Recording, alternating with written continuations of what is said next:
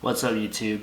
Today I wanted to share and give my review on the Nike Epic Flyknit React 2. I spent the last week or two putting a lot of miles in these, did some good workouts in them, walked several miles and ran errands in them. So I wanted to give my perspective from a performance and functional standpoint as well as a lifestyle standpoint. So Nike markets these as a running shoe, so of course I had to take them running. Just a disclaimer, I'm not a long distance runner or a sprinter. I just run casually. So I ran several miles in these. I would usually jog or run a couple miles for warm-ups or as my form of cardio. So keep that in mind. I would have to say that the short amount of time I spent so far wearing these shoes, I was very impressed with the comfort. The Flyknit is very stretchy. The ankle collar hugs my ankle very nicely. The heel counter stabilized my rear foot very nicely as well. I felt like, again, for the week I spent wearing these, I had no issues in terms of discomfort or pain. I was very impressed. The Flyknit upper was very stretchy, very forming to my foot, and of course the perforations allowed it to be nice and breathable. The heel cup was a nice piece in the rear end to give me that lockdown feel. I felt nice and secure in my rear foot, and I didn't have any issues with that on the back side. And then of course, all on top of the React cushioning, very soft, very cushiony, good shock absorption. Overall, the comfort was just top notch for me and I really enjoyed it. If I did have some criticism from a performance standpoint, it would be probably two things. One is the ability to perform lateral movements, and the other is single leg stability. So usually when it comes to materials, you're gonna have two ends of a performance spectrum. You're either gonna get more flexibility or more stability. So with these, given that the upper is primarily Flyknit material, of course Flyknit being very stretchy, you're obviously gonna have a lot more flexibility rather than stability. With the shoe, you have a stable or firm heel cup, which again gives you good rear foot stability.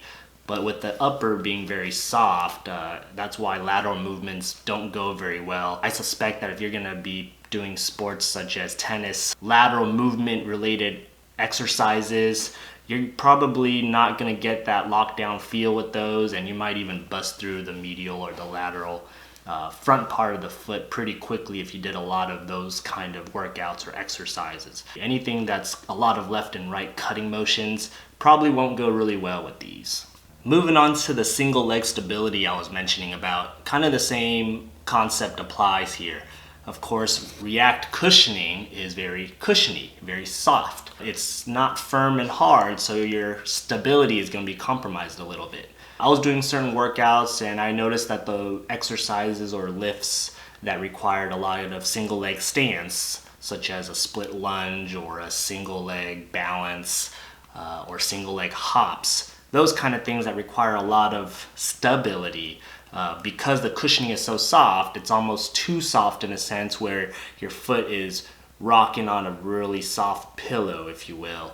So you don't feel that very firm, stable landing or balance. And again, that's kind of pro and a con depending on what exercise or workout you're doing.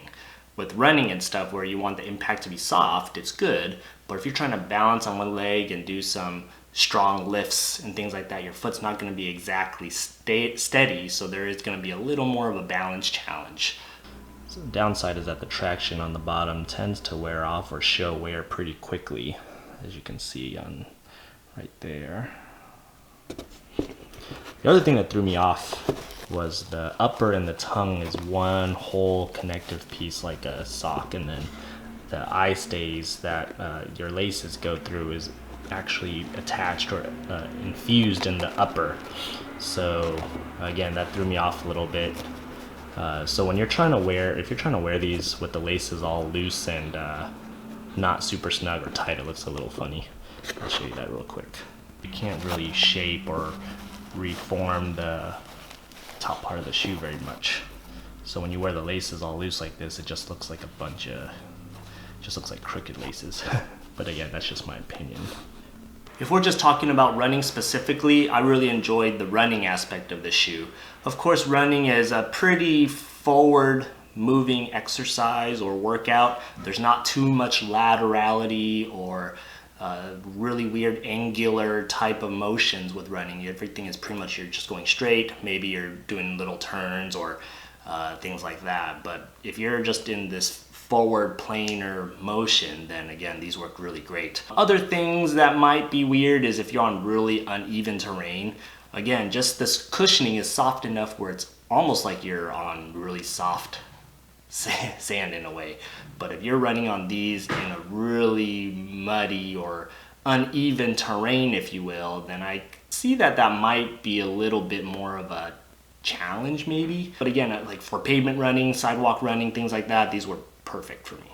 So even though Nike makes this a running shoe, I was actually in the market of looking for something not only to work out in, but something that was also very casual and something for lifestyle. In that aspect, in terms of lifestyle, I was really pleased with the silhouette and the shape of the shoe.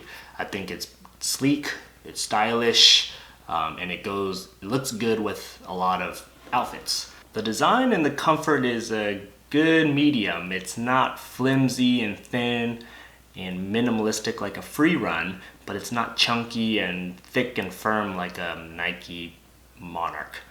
Again, the profile and its minimalistic design makes it look and feel very comfortable, but at the same time, I can definitely see myself using this as my daily, it could be a daily beater shoe that you wear every single day to run errands in. It could be a style shoe or an outfit shoe where you just want to look nice when you go out. So I think again, in terms of lifestyle and performance at the same time, this shoe did really well. So that was a huge plus. In terms of sizing, I went true to size. I'm usually a size 10 in most Nikes. I wear size 10 in Huaraches, Free Runs, Reacts. I went size 10 in these and they fit me just perfectly. Alright, so I just wanted to summarize and give my overall thoughts on the shoe. It is a great shoe and I enjoyed it very much. If you're in the market and looking for a new running shoe, a new casual shoe, even just a new everyday beater shoe, I think this is a really good Nike choice. Pretty sure now you can find this shoe well under $100. They retail for $150, but I got them for about 80 bucks and it's a really good deal for me. And I'm pretty sure you can find it in the market. Several other colorways as well. I went with this gold and red colorway and it's a great choice. It's a great everyday shoe. It performs well with running and very casual workouts. It looks nice for style. You really can't go wrong with these. If you've ever had any Nikes or if you want to give these a try, you should. So if you have any questions about the shoe, feel free to comment below or shoot me a message and I'll do my best to answer your questions.